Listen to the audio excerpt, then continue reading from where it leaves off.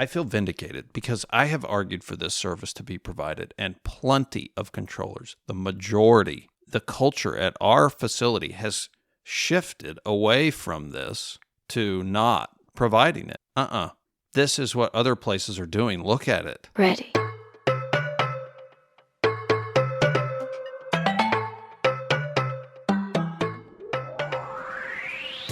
Welcome to Opposing Bases Air Traffic Talk, an aviation podcast by two air traffic controllers and rated pilots who love to talk about flying, controlling, and everything in between. The show is for entertainment purposes only and should not be used as a substitute for your instructor, your supervisor, the FAA, the NTSB, or your CAT.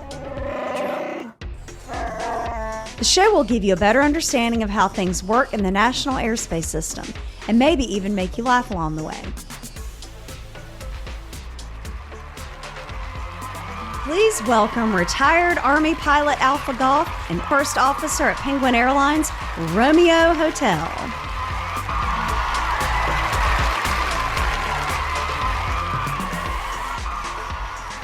It's Wednesday, February 18th, 2026, episode 2 of our doubleheader, number 426. On today's show, we'll share our thoughts on advocating for VFR practice approach services, find out why every facility has one special controller, and answer more of your aviation questions. So what's up, BG? Hello, everyone. Happy episode 2. Episode 2 of... No, to some people it won't seem like that. We just finished recording 425 minutes ago. And some of you, it'll be a week. Yeah. And for the 40-odd people in the chat room, they're getting it all in real time. This episode will be released on March 11th. March 11th. To the public. To the public. Supporters get it today. Oh. Yay. Yeah. And the ones that are live are getting it right now. Right now. So why are we doing this? I have a very challenging schedule next week, and it does not allow me to be home to record on Wednesday. And AG will be about 5 days into his 65-day work streak. Yes. Yeah. Right. Several days into a long streak. Of being in the facility every single day. Yeah, I don't think people understand the mental burden that is. And yeah, okay, I got a 27-hour break that went from 6 o'clock Tuesday night to 9 o'clock Wednesday night. Is that 27? Yeah. You did your math. Your math was good. I did it You did in it? real time. Public math is hard. But, okay, yes, I did have that time off. Some of that was sleeping, which I feel like should sort of be a thing that is built into the schedule, right? That shouldn't really count, but in this case it does, and that's considered a day off. But I've touched the building Tuesday, and I touched the building Wednesday, and that happens for 18 days in a row. I don't like it. I do not approve. It doesn't feel good. But when that fatigue sets in, you be sure to tell them, okay? I will let them know. Okay. Today's an exciting day for me. I'm going to find out what happens to this toothpick bridge that I took a very large role in constructing in my home over the snowpocalypse a couple of weeks ago. Okay, so here are the parameters. It has to be you can only use plain round toothpicks. You know, not they're round. There's no edge to it. And Elmer's school glue, the kind that just the white, not. It's akin to wood glue, though. It's not unlike wood glue. No, it does. It did a pretty good job. Yeah. You can use 250 only, 250 toothpicks. It has to be at least 2 inches wide, no more than 4 inches wide, and at least 12 inches long and no longer than 14 inches. Okay. And then they're going to find a way to span some distance, probably a foot or so, maybe a little bit less. And then they're going to put weights on it and see how much weight it can support. Are you going to witness this live? No, I don't get to do it. It happened. That's terrible. It happened already. I have to wait till I pick up child. You don't know the outcome, though. I don't. I want to know the outcome. I want it. Their grade depends on how much weight it can hold. That is stupid. That is kind of stupid. Very explicitly told you cannot use any other form of glue, or it's totally, it's a F. This is a grade. Fail. Mm-hmm. Now, it's possible, allegedly, maybe, that my son had a very small role in the construction of said bridge. Yes. Because you had to do it in stages. You couldn't. You can't just go ahead and try it. Go glue together two toothpicks. A 3-dimensional. Yeah. Right. No, you can't. No. So I did what you suggested. Start with this. Start with trusses. And then I had to come up with a way to hold this thing up and let it dry. So this was like 6 or 7 12-hour spans. Yeah. Where I waited for a phase to dry before I go do another phase.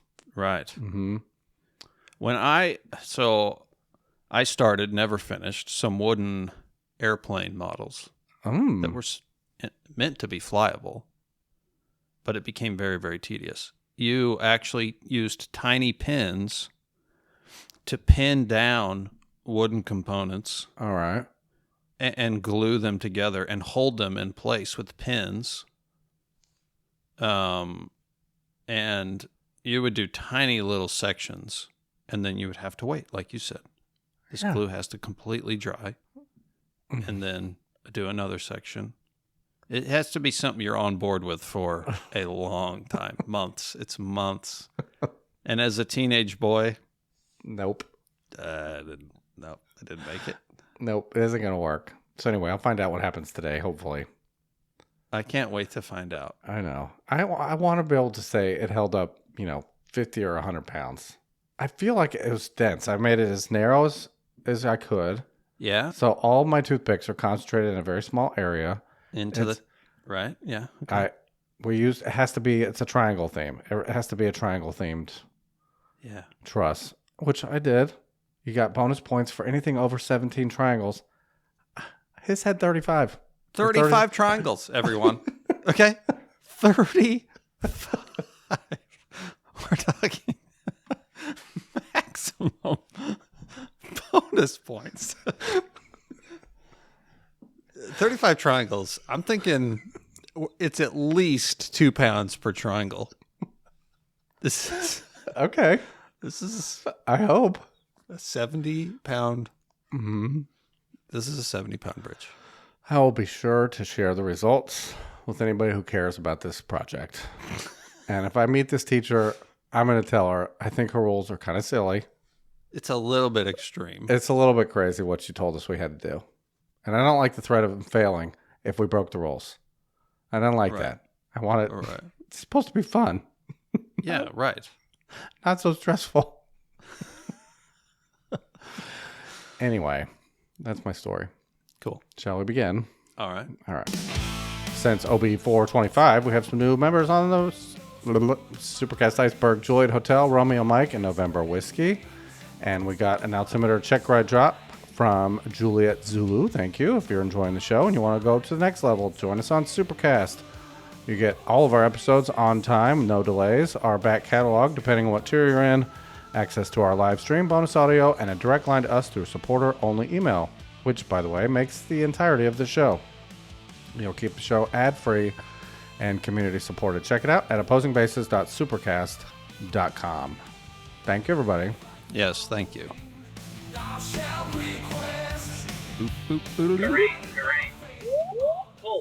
Review and announcements.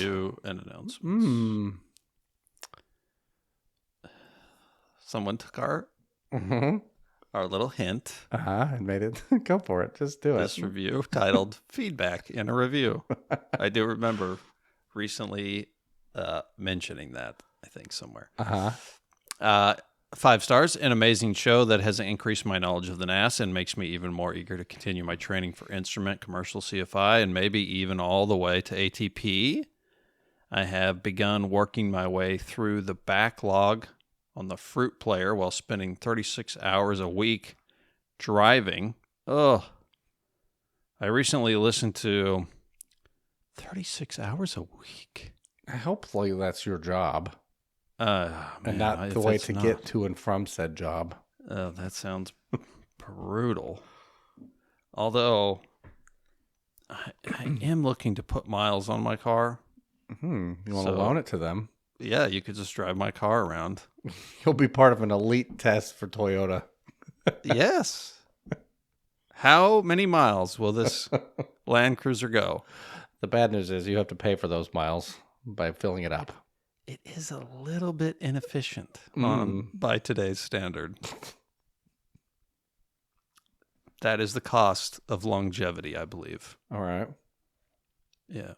A very low demand on the engine. Anyway, sorry. I get excited about my car. I have begun. Where was I? I recently listened to OB391, and it reminded me of when in my private training on a night cross country, coming back from doing my tower solos at the Delta under the former mob boss Bravo, now as Senator Bravo, to the Thunderbird Echo. Not only is this a feedback and a review, we snuck in an extremely long airport name. Really well done. My instructor had me under the hood since I already had very little reference to the horizon being night with no moon and in the middle of the desert at 9,500 feet.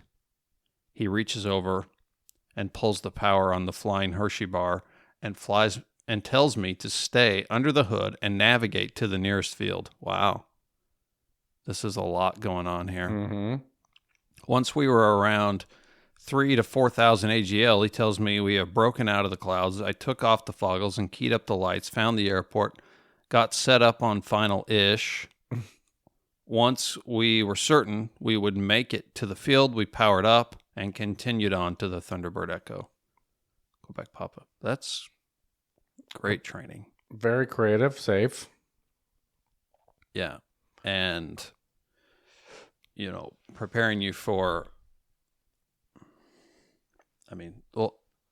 luckily you broke out. I was just talking about this at breakfast this morning with a pilot friend. All right. About flying at night over terrain. And when we flew the King Airs out in Arizona, and really that was my first experience flying in, there's tall mountains out there, and you can't see them. And you could see city lights, and then there's kind of this blackness going into the lights, and you're like, is that a mountain or just where people aren't? I can't tell what I'm looking at.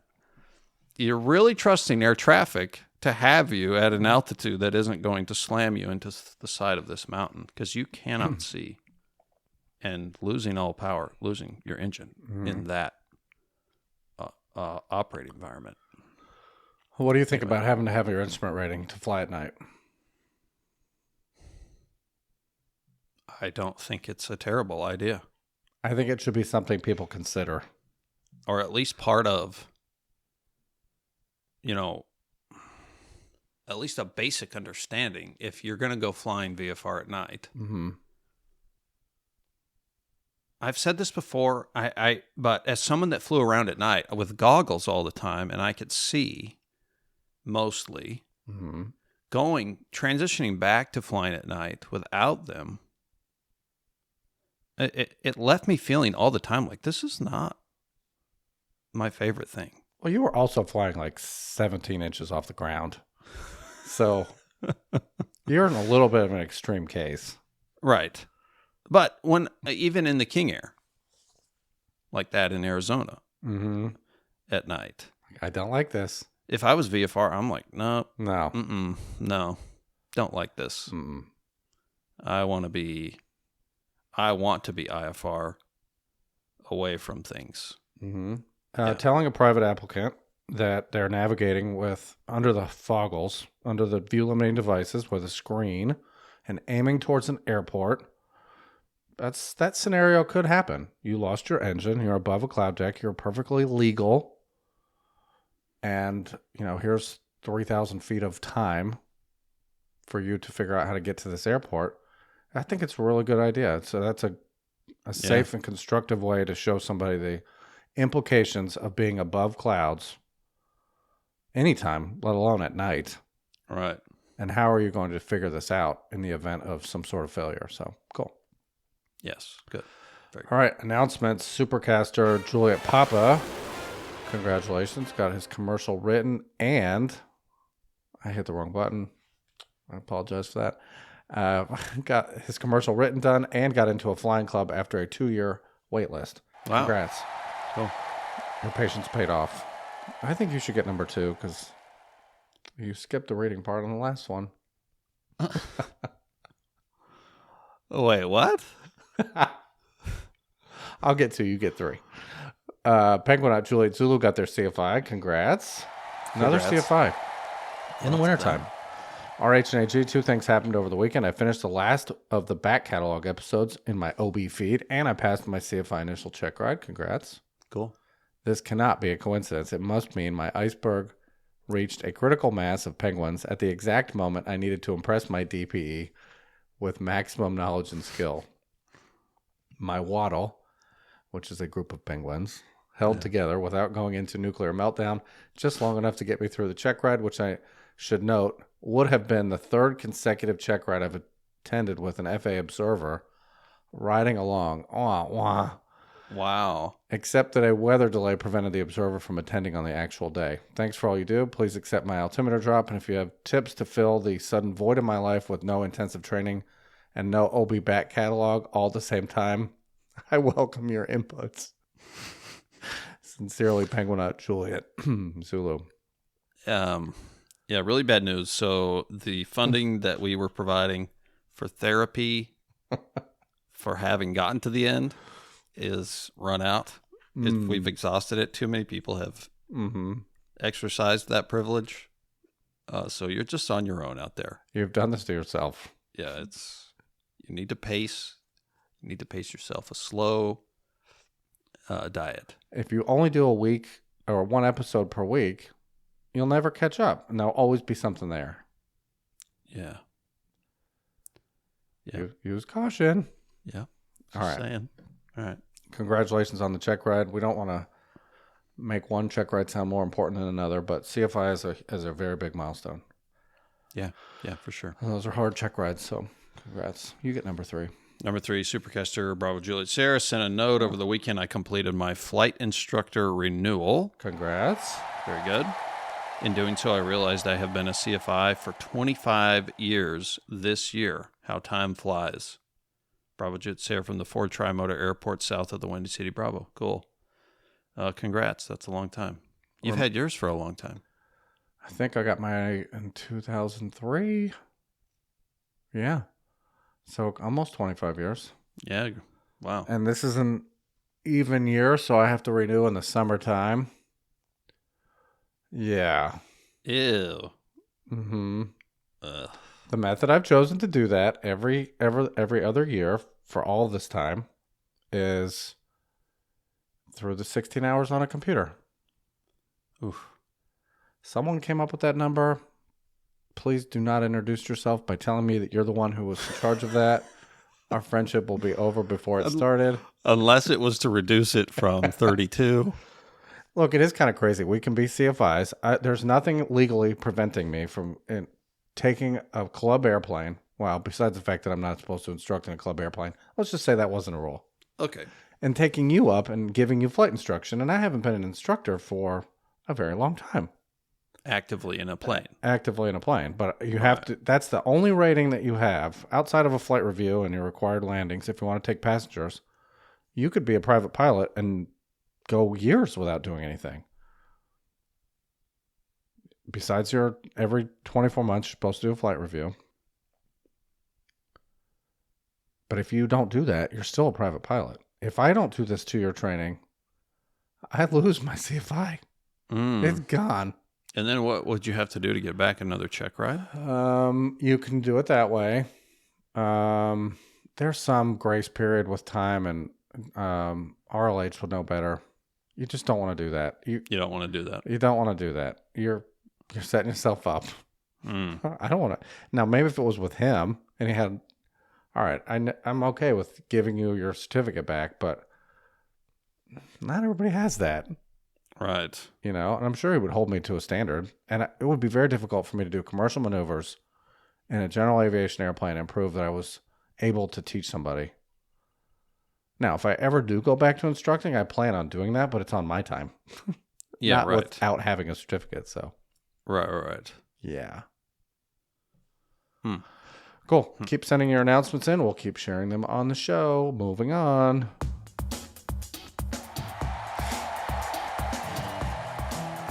Timely feedback. You know what? I will do number 2. How about that? Oh, all right. Number 1 from Supercaster Golf Juliet.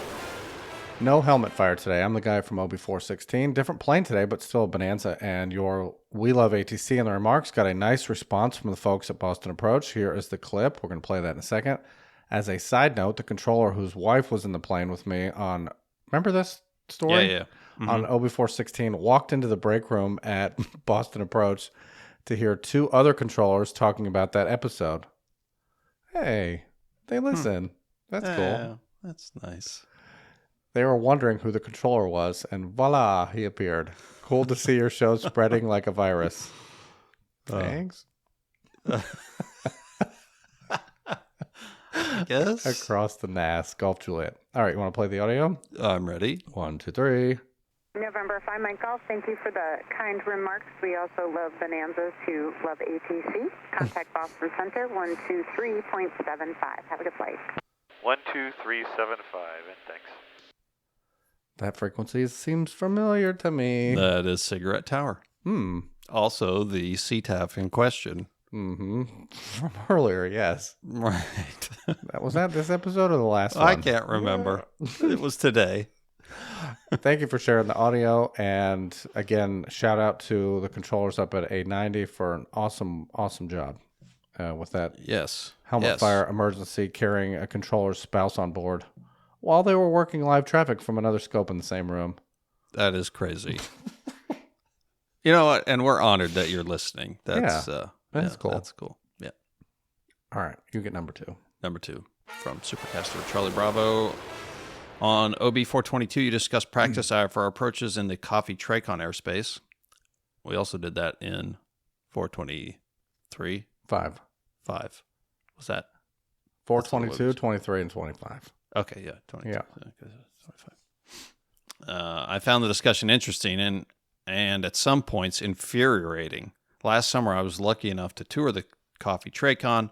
I was there for 2 hours, one-on-one with a controller. It was incredibly informative and interesting, and I would recommend that everyone attempt to tour their local Tracon. That is cool. That is not normal.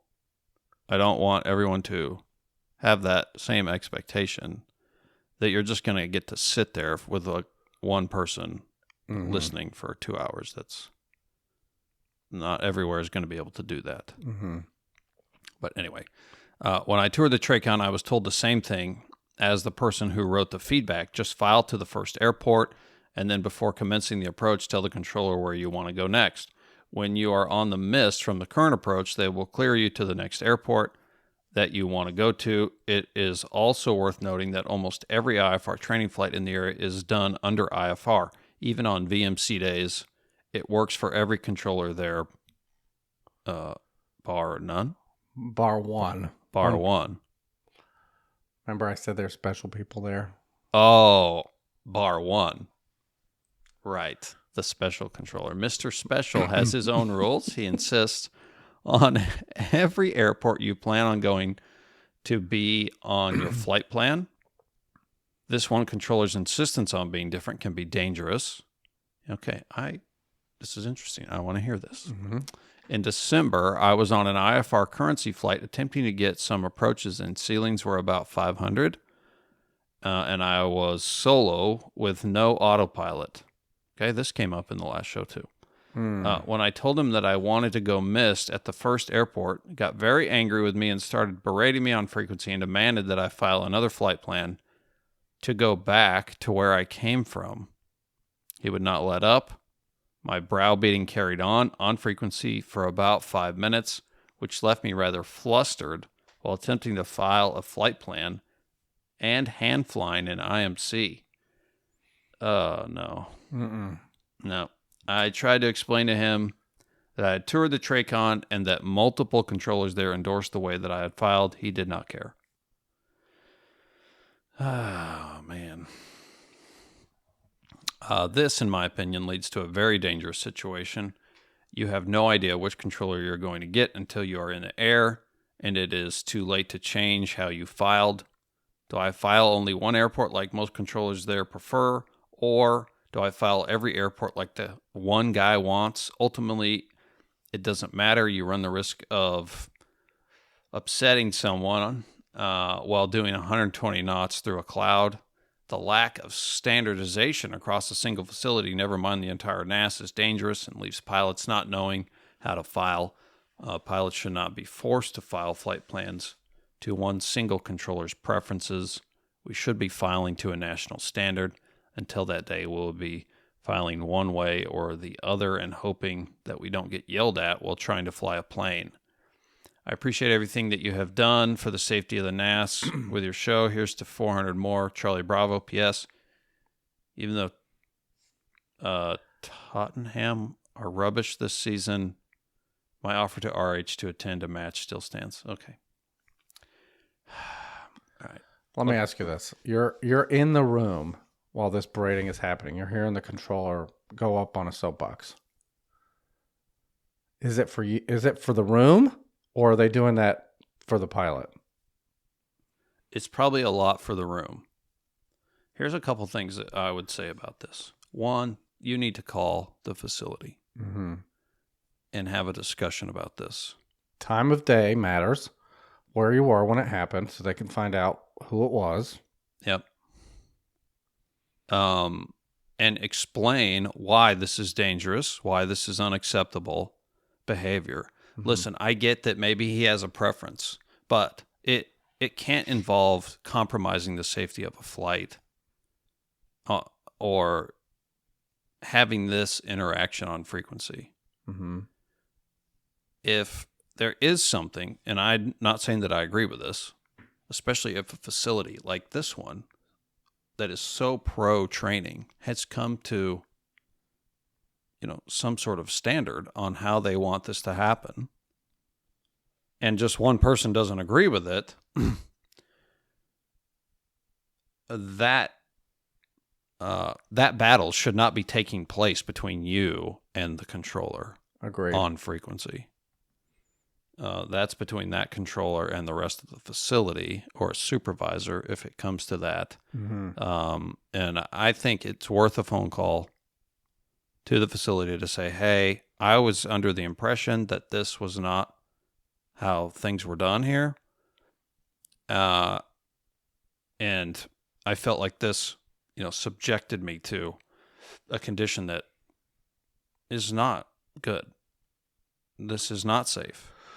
We've already said that under the best conditions, by yourself, IMC, hand flying is a high workload. I can't imagine now trying to add in filing a flight plan airborne. I want to talk about that real quick. Okay. If I were in that position, single pilot IFR, no autopilot, even if I had autopilot, okay, just take this argument. We're going to have it later. All right, we're going to be full stop. Get on the ground. Do your filing then. And it may be you're only going back to where you started. This day isn't going to go the way we thought. I'm not going to file 17 flight plans and then make that phone call, but get on the ground. I don't know how people are filing in the air because flight service won't pick up anymore. I don't even think that's a thing anymore. I don't know. If it is, good for you that you still have that, but most flight service stations are gone. I don't even think you can do that airborne. If you have internet, which is going to become pervasive, I would say within the next couple of years, it will be normalized for GA airplanes to have some sort of internet, live, working, fast internet in their airplanes. Right. You could theoretically do that, but I would wait till you get on the ground, file with your normal internet access on the ground, not while you're flying an airplane and trying to wrestle with your plane through the clouds. That's it. That's all I wanted to say about that. Okay. Yeah, I agree. Well, without throwing anybody under the bus, how does your facility now handle the special controller? I got side chats. Do you just leave it alone because there's no change in their mind? Like, I'm trying to get them an understanding that this may never change for this person. Yeah. If it really becomes a problem like this is a problem. Mm-hmm. This can't be happening all the time like this. Mm-hmm. Especially if the facility is saying do it this way and then one person is saying not. It needs to be addressed, maybe by management. I don't, there are other avenues within air traffic to do that that you could start with, but maybe it needs to be escalated to that level. I don't know. In our facility, not a lot is done. I am not afraid to say something. I will say something to anybody. I just ask them at work. Mm-hmm. I will say something. Mm-hmm. Come on, man. Like what? Why? What is it that we're doing here? Mm-hmm. You've lost sight of it. I've told people this. You are losing sight of what the purpose of this building is. Mm-hmm. Provide a service. That's all. Like, I'm not trying to be ugly about it, but the way you're behaving on frequency is not acceptable. Right. And it's embarrassing to the rest of us. Right. And I think when I asked you the question, I think people like that are making a stand on frequency, they couldn't wait. And it's a certain audience that's in the room. Someone they've had a discussion with before, they disagree with. Right. This is why I don't do this. And I'm going to show you on frequency. I'm going to show you right now. I'm going to take all this conversation out, all this frustration I have with the facility doing it the way I don't like it. I'm going to put this guy under the microscope, make him feel terrible, at the risk of really making it unsafe. That's not cool, by the way. Yeah. Just so everybody in the room can hear you. You want to take your stand? Do it when you go on break. Hold your court somewhere else, not on frequency. It really is that really is a good point, especially when you know that the facility has told pilots to do it this way. Mm-hmm. And now you're going to beat them up about it on frequency. It's unacceptable. I don't like that at all. All right. Thank you for the feedback. You let us go on a rant for a minute. Yeah. All right. Fancy jet music. Moving on.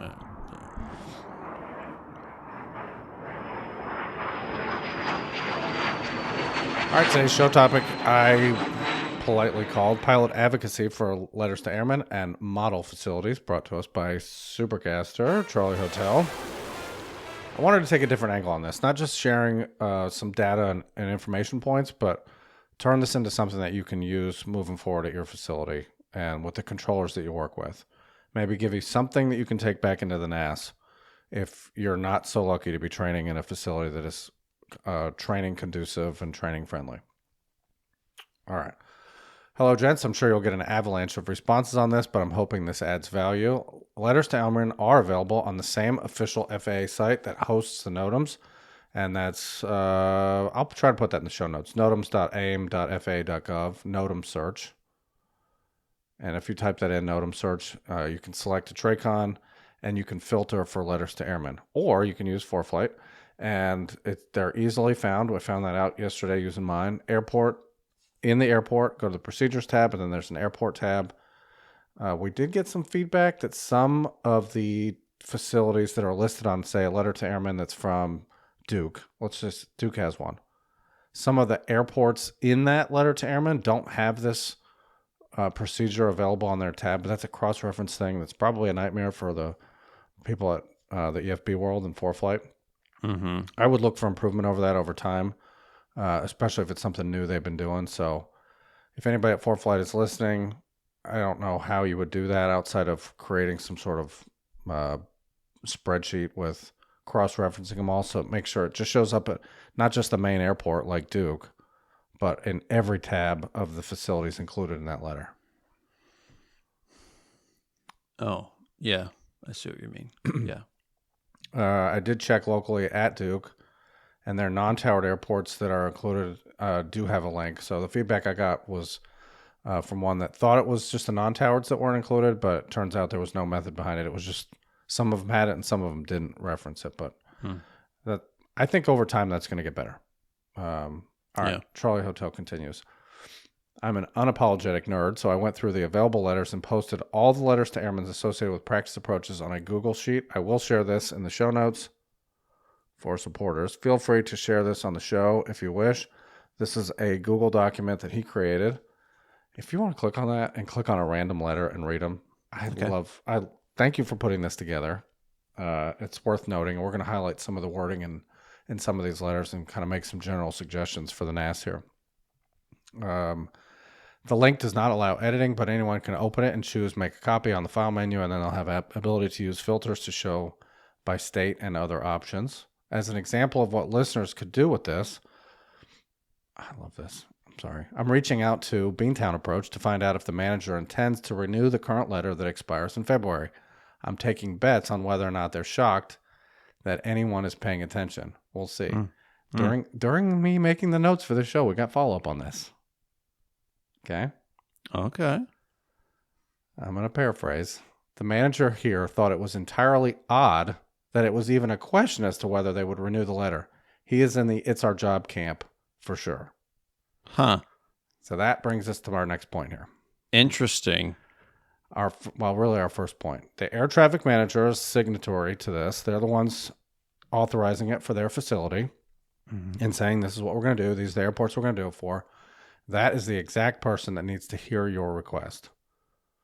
How do you get in touch with them? Once you get in touch with a big Bravo or Charlie Tracon that controls that airport, so we're talking about radar ATMs. Air traffic managers. Air traffic managers, yep. I'm sorry, I didn't say that. You can use the phone number technique we've given you for non-towered airports. When you get approached on the phone, hey, what's the number to the office? I want to talk to the ATM. Now you're speaking their language. They know you want a specific person. Having examples, I'm going to go with the first one being your facility doesn't have one and you want one. Have examples using this spreadsheet or that NOTAM search with LTAs of similar sized operations with letters to airmen to present to them so that ATM understands that you're not asking for the moon here. Right. We're a level 7 or 8 facility here. I found 5 examples of them that include towered and non-towered airports, and I want you to see them. Yeah. Ask if they can bring the NACA facility rep or the safety rep to discuss the importance of the letter, why it matters for your training, and why you think it will make that airspace safer. Yes. You got to speak their language. Yes. I'll let you interject there. I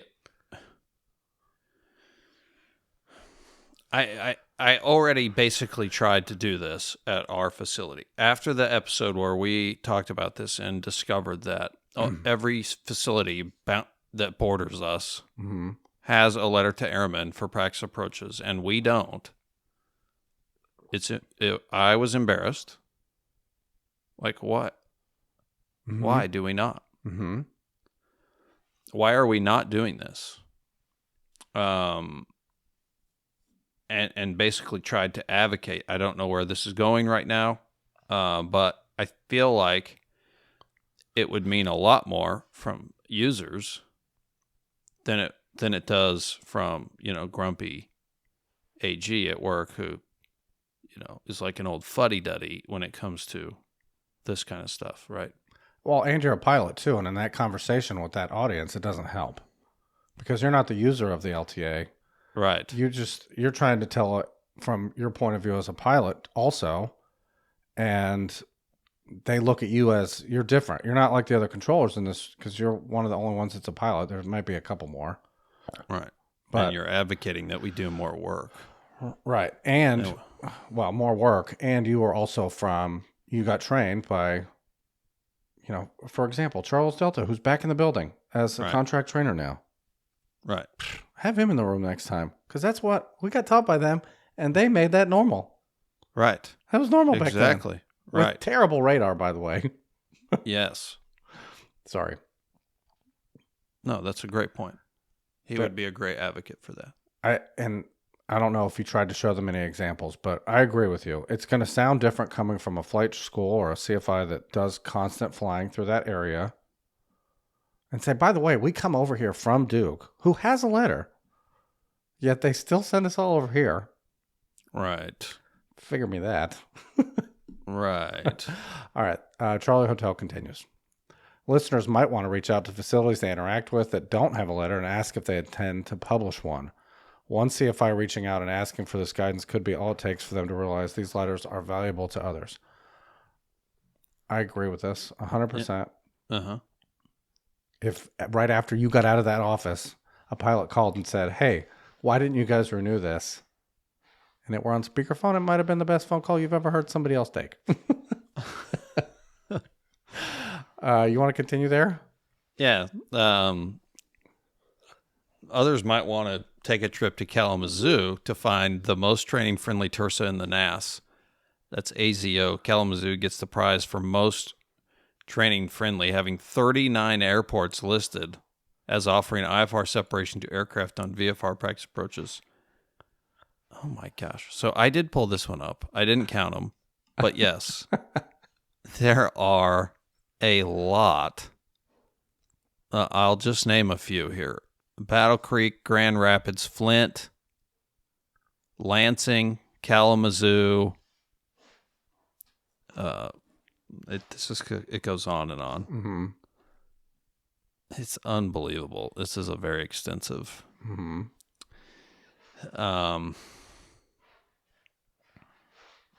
Where was I? Technically, NCT. North Cal Tracon. Oh, has a few more, but a Tersa having 39 seems exceptional. Exceptional. Now I lost my place. To me, especially given they're second only to a massive consolidated Tracon. That one Reminder, is, by this the is way, a new consolidated facility as well. Yeah. Okay, I didn't know that. That's why there's so many. Yeah, I can't remember the names of all the facilities that went into one umbrella, but that's a lot. So if you were in airspace our size, I can't imagine having over double the amount we have. We're already stacked up, and approaches conflict with airports being 10, 15 miles apart. And we have 17. Right. 39 would be outrageous. But when it's a huge facility like this, that makes more sense. Overall, in the NAS, it's about 60% of facilities that have a letter versus not. So the majority have one. Mm-hmm. The spreadsheet shows a higher percentage, but that's because some facilities have multiple letters addressing different areas. And I was too lazy to have it do the calculations to count each facility only once. You know what? We'll let that slide. Yeah, we'll let it go. Yeah. I also might have old approach facilities listed in there, as the list I took from still had K90, Cape Approach, and I know that's now part of A90. Okay. All right, so I think it'd be a good time to talk about who would have letters. And that 60% is really, that's an unfair, if you just look at every facility in the NAS, it's not really a fair representation because not everyone would have them. Who wouldn't have one? Standalone towers. Yeah, right. Sure. They're non-radar service facilities. Right. Now, they may be referenced in another LTA that for a nearby Charlie, but there are parts of the NAS that have deltas that are standalone and don't have a Charlie radar facility nearby that isn't a center. I don't think centers would necessarily have these. I can't imagine that they would be doing that as part of center to the surface areas just because those are less populated and probably less flight training happening in those areas. Right. So the Bs, the Cs, and the D towers referencing the overlying approach control facility. So the big Tracon, which is usually it is a Bravo or a Charlie, period. Those are the ones that are going to have one. At Triad, we have 16 or 17 airports, depending on which ones you count, based on their proximity to our boundary. And, we will run approaches one way and Metroplex does the other way as part of the LOA. We only had 6 that were included in the expired LTA. Those seemed very random to me. Yeah, they were kind of random.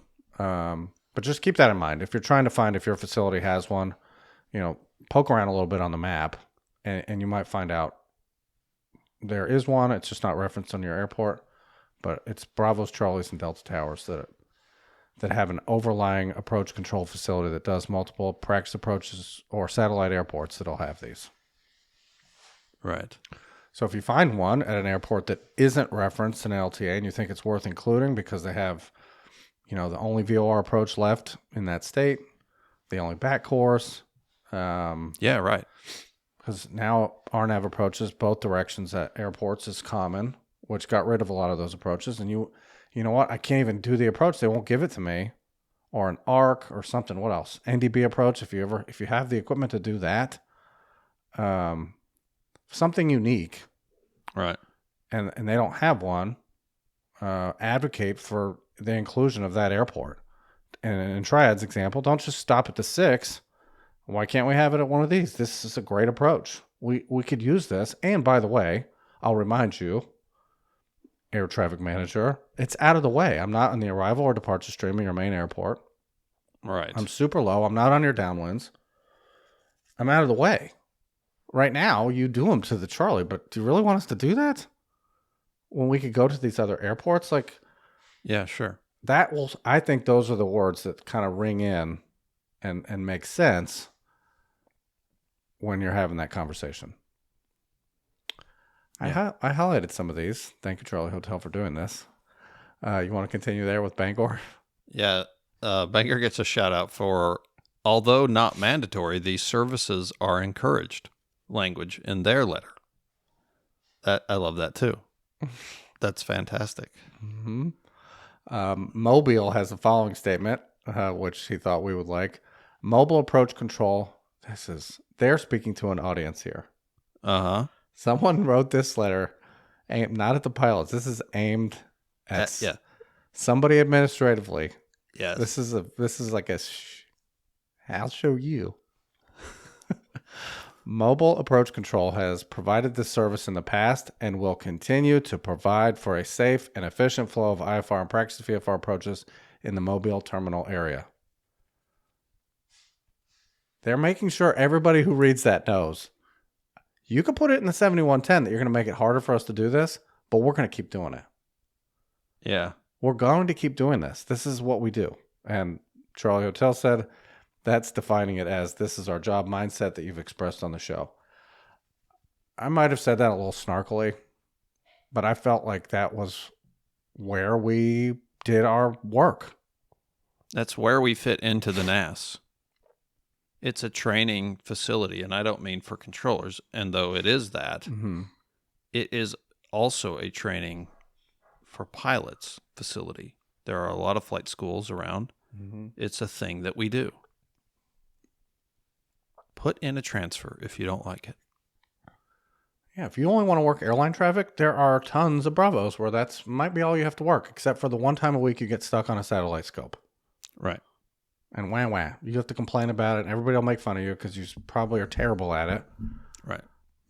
And that's just part of it. But then go ahead and do that. But if you want to be at a Charlie, you make a great point. You're not going to change the mindset of the entire NAS by being grumpy about it on frequency.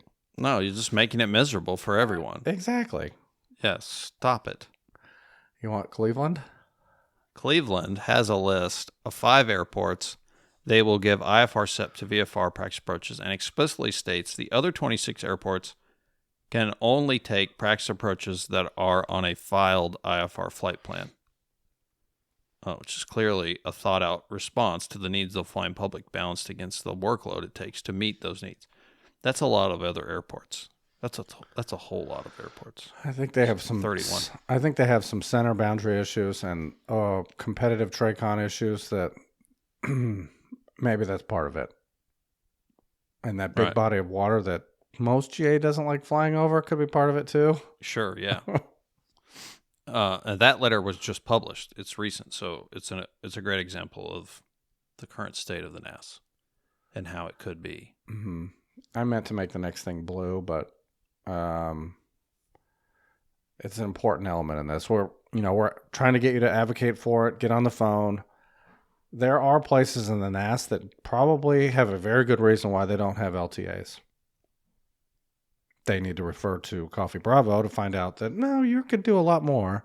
Yeah. But Some facilities are not staffed with the scopes or the bodies to provide this service. Yeah. So even if they wanted to do it, okay, imagine Metroplex if they didn't have, I think they have an East and a West. There's just one all the time. Is it one satellite? Person? Yeah. Yeah, I think so, yeah. What, one or two scopes? One satellite, one scope, yeah. Yeah, imagine if they didn't have the bodies to do that. Hey, you know what? We don't have the resources to do this, and we're certainly gonna, if we're going to stop services, it's going to be to satellite approaches, especially to IFRs, or I'm sorry, VFRs. We can pull somebody's workload and make them do itinerant stuff, but we're not going to do a bunch of flying around there. Imagine if they didn't have the bodies, then okay, they may agree with you that they should have one, which they do, by the way. Right. Right. Yeah. So if they were to make an excuse, just keep that in mind. You may run into resistance that's a valid point. I could see, for our facility, if you really wanted to go down to like a bare minimum, these are the airports we're going to do, you might just exclude West airports because West is also working final. Mm-hmm. They typically get busier than South. And so, okay, fine. Just include the satellites that are in South. All right. I'll buy that. As part of that. I'm just saying as some kind of consolation, as some kind of compromise, don't pick it doesn't have to be every satellite. Look at these facilities. These are great examples. They do 5 out of their 20 or out of their 31. Mm-hmm.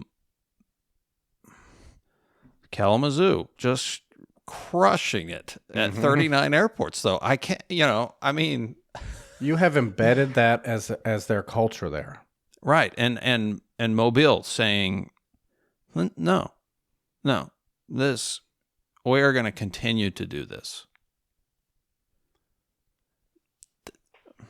I feel vindicated because I have argued for this service to be provided, and plenty of controllers, the majority, the culture at our facility has shifted away from this to not providing it. Oh, we don't have a letter. It says in the 7110, we're not supposed to be doing this. This is what other places are doing. Look at it.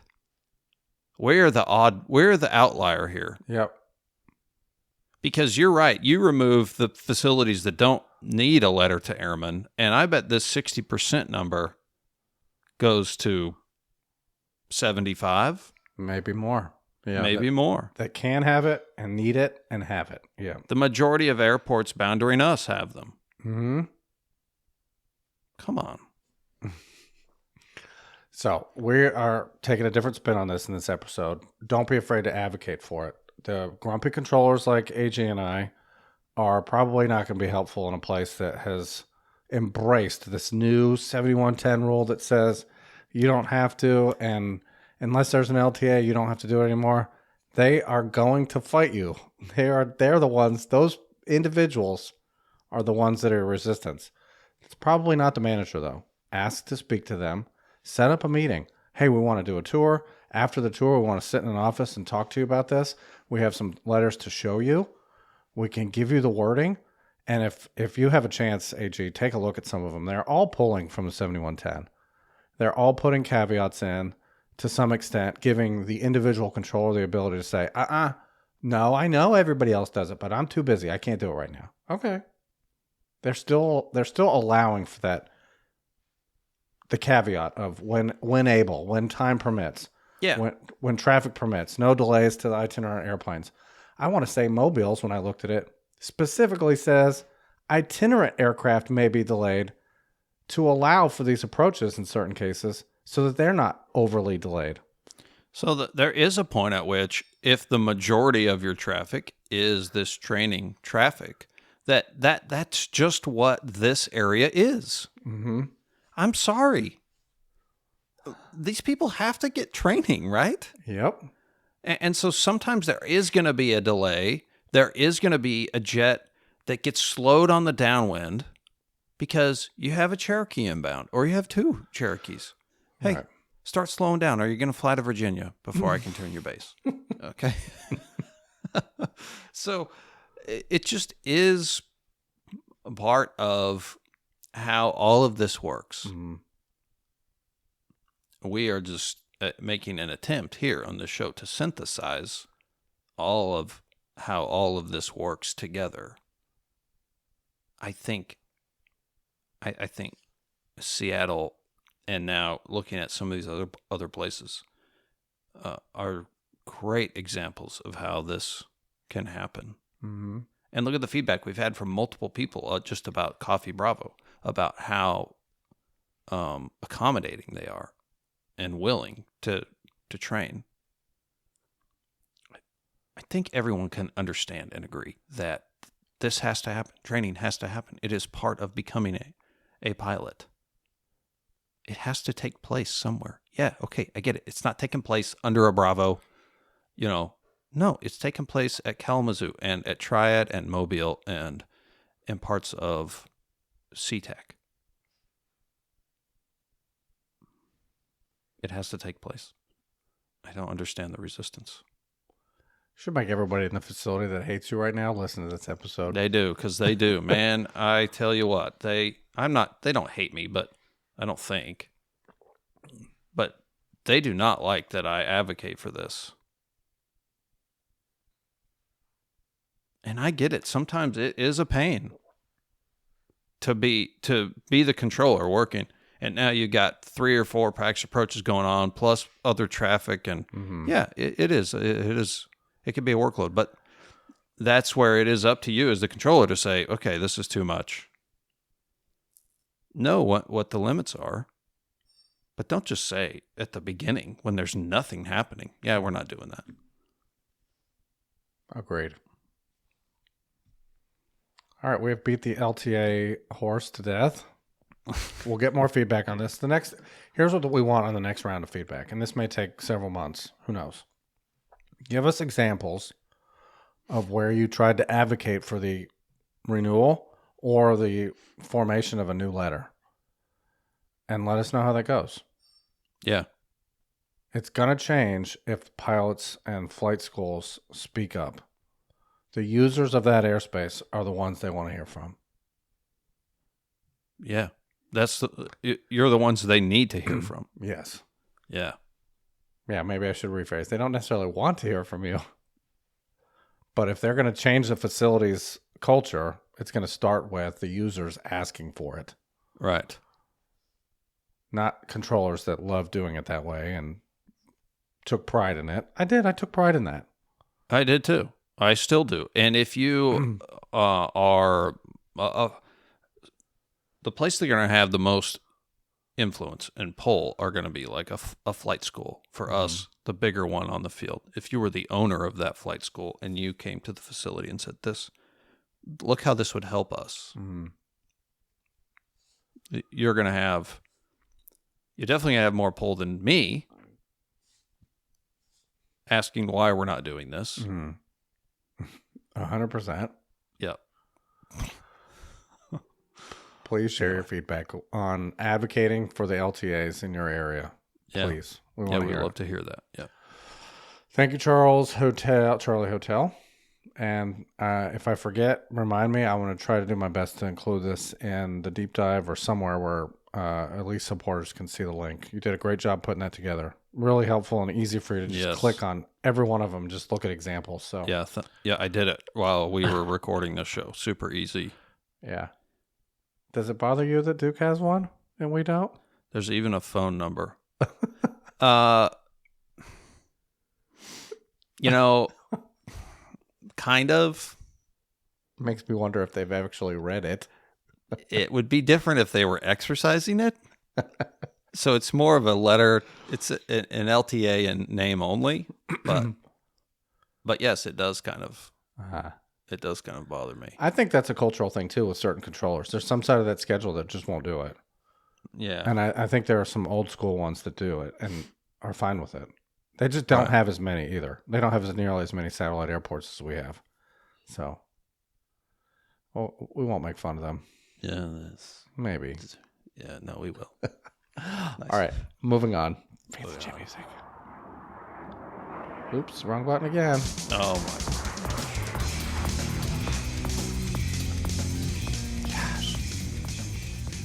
Feedback time. Feedback.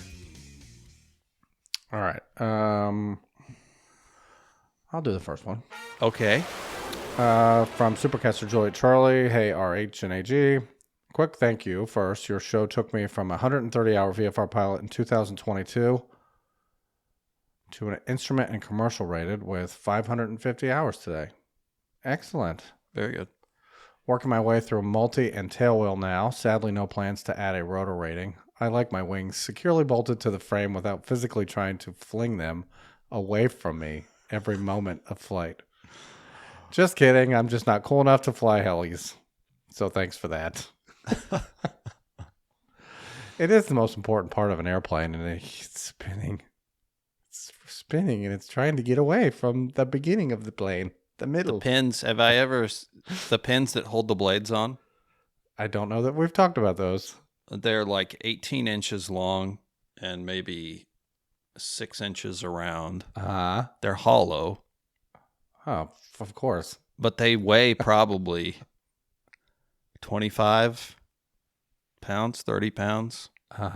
There's 2 of them per blade, a vertical and a horizontal. So there is a large piece of metal that is preventing the blade from flinging off, as you say, away from the helicopter. Yeah. Anyway. Sorry. I'll read a little disclaimer here. We're not sponsored by this site, but we asked their permission to share the website with our audience. If you have follow-up questions for this project that I'll mention, please use the contact tab on their website. The feedback continues. I built a digital maintenance log with inspection and AD tracking app targeted for general aviation, and I need feedback from the community. Your listeners seem like exactly the group that might appreciate the transition. If you know anyone tired of paper logbooks who'd want to try a digital platform, I'd love the critique, and the website is project1903.com. Feel free to forward this to your circle. Happy to talk with anyone interested. There is a contact tab on that website. I breezed through it real quick, and I don't have an airplane. I don't have a need for a maintenance logbook, but I'm sure our audience, being the show we are, has somebody who might be. So check it out. Cool. Project1903.com. Thanks, Juliet Charlie, and thanks for supporting the show. Yes, thank you. You get number 2. Number 2 from Supercaster Delta Sierra, a caution to the OB community. During OB423, it was announced that OB episodes are designated by OB, then a 3-digit number. On or about March 3rd, 2037, our illustrious host will release their 1,000th episode. This means that we will have to add another digit to the episode number. Those of you over 30 or so will remember the panic that led up to Y2K when the year rolled over from 99 to 2000. I do remember this. Mm-hmm. Just a typical crowd, fervor. Mm-hmm. Everything. This is not that, though. This is much more serious. Everything was going to stop working. Planes would suddenly go inverted, etc., all because some systems used 2 digits for the year. We faced the same dilemma. Only having gone through Y2K, we're much more aware of the consequences of dealing with the inevitable OB1K.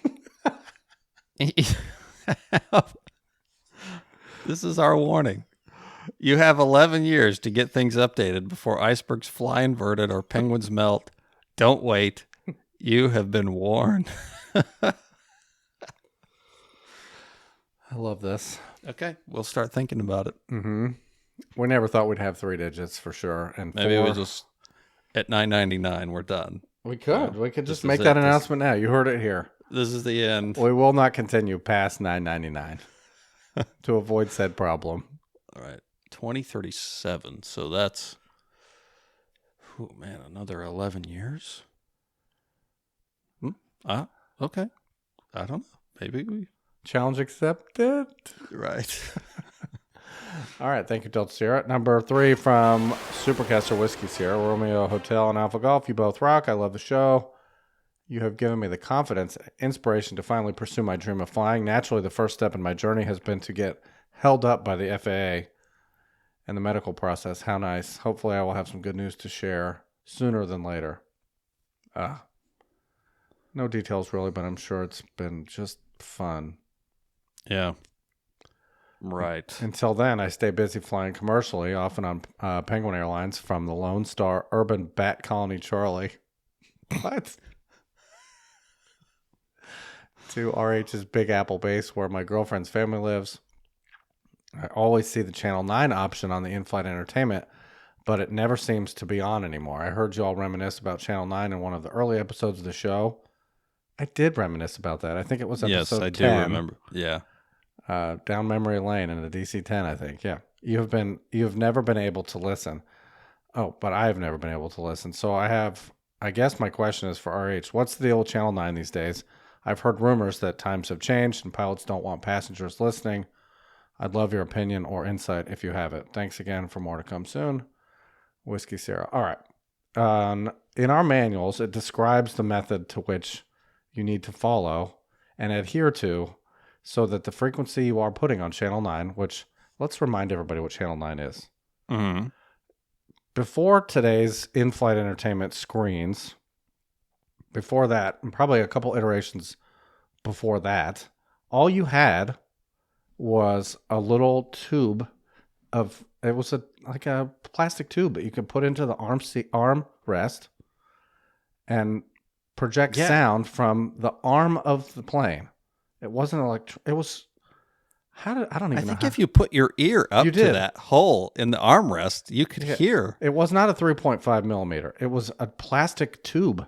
Yes. That went to two plastic. It was akin to our headset coming out of what comes out of the headset that goes into your ear. It's just a plastic tube. So you could change channels and like there would be a movie playing in the front of the airplane or the section you were in. And if you wanted to hear the volume, the sound from that movie, you had to have this really archaic plastic tubes going into your ears. They had little bippies on them. You remember these? Okay. Yeah, I think so. And your armrest had a channel selector and a volume selector. Mm-hmm. Let's say channel 3 was the movie. Channel 9, some of them were radio channels. There was no movie. There was only one movie. Yeah, it's just music. There was no hey, let's go pick the whole, a season of an Apple TV show. No. Yeah, I'm going to binge an entire show on this flight. No, that wasn't an option. You watched what was projected underneath from a VHS, the housing of the life vests and stuff, onto the wall. Terrible quality, by the way. Anyway, that's how you listen to that. Channel 9, was set up to listen to the audio air traffic of your airplane. Their COM 1 was being broadcast, and that's how I heard air traffic for the first time as a kid. Yeah, I loved listening. It was awesome. That. You heard your call sign. You heard the instructions, climb, turns. Like, even somebody with no aviation knowledge, back then we didn't know anything. You could understand when they called your call sign. Yeah. It was the same pilots the whole time. They changed frequencies and you just kept hearing it. Right. Today's Channel 9 is not much different, except now it's selected on a screen, which lends itself to the possibility, just possible, that people don't want to listen to it anymore. And they want to watch one of the movies or TV shows or streaming something, because they have there's hundreds of hours of stuff that you can choose from.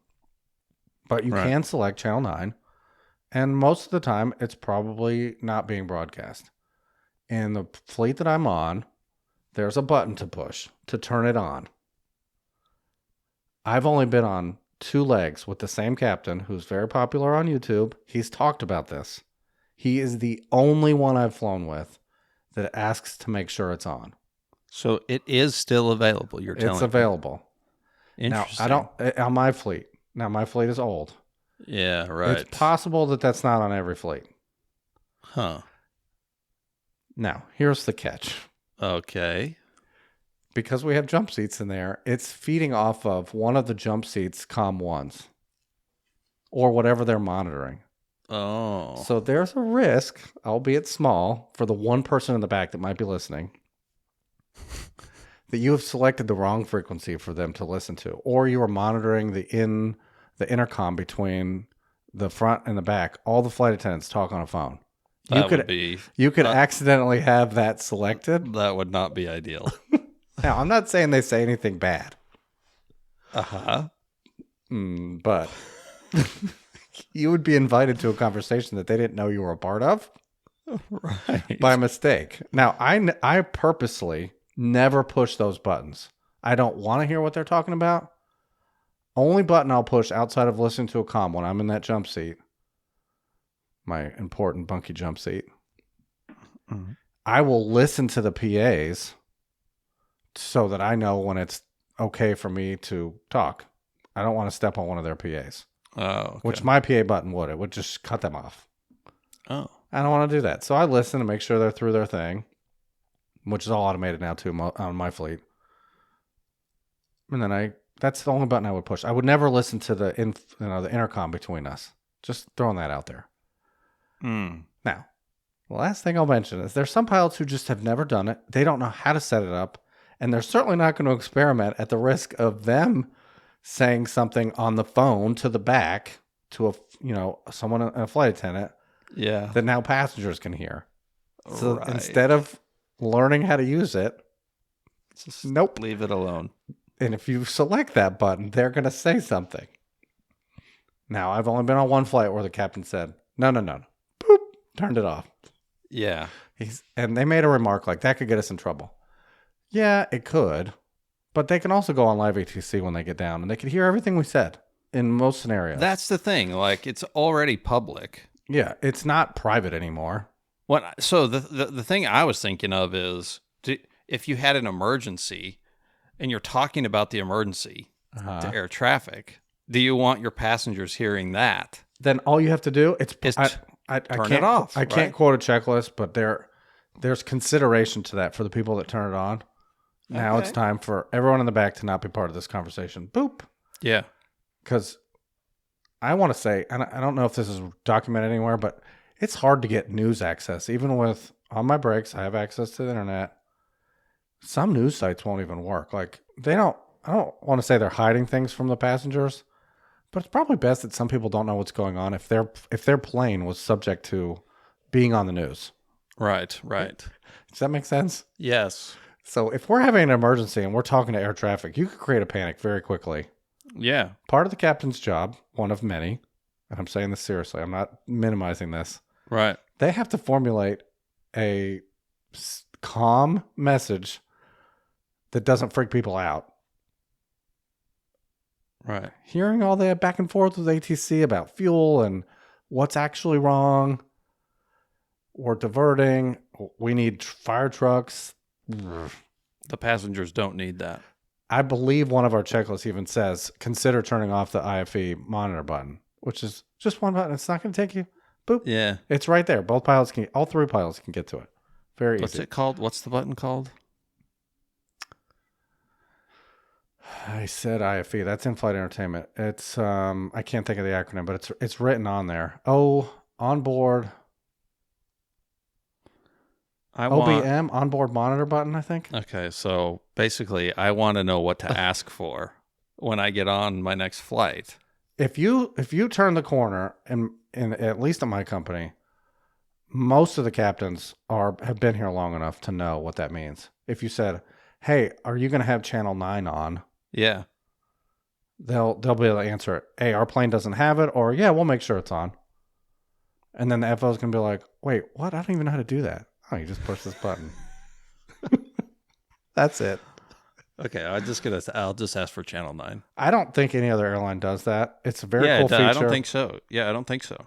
So it should be normalized. And for the ones advocating for it, the reason I don't push it is because I kind of leave it up to the captain to figure out if they want that on.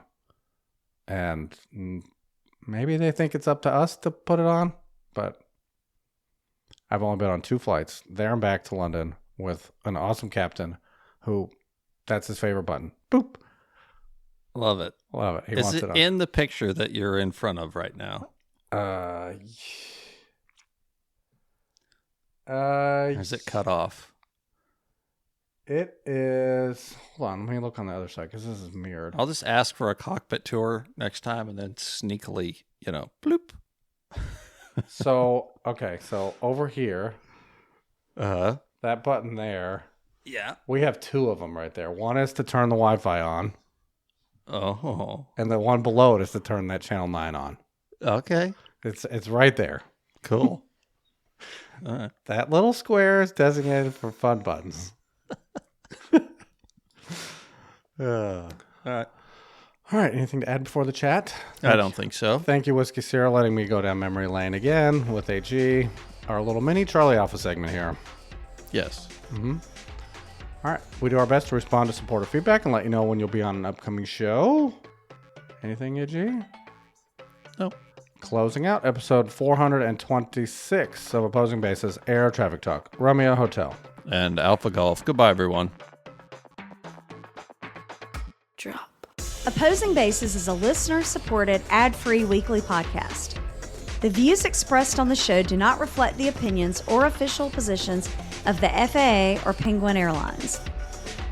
Episodes are for entertainment purposes only and are not intended to replace flight instruction. To get on-time access, bonus content, and full archive access, join the crew at opposingbases.supercast.com.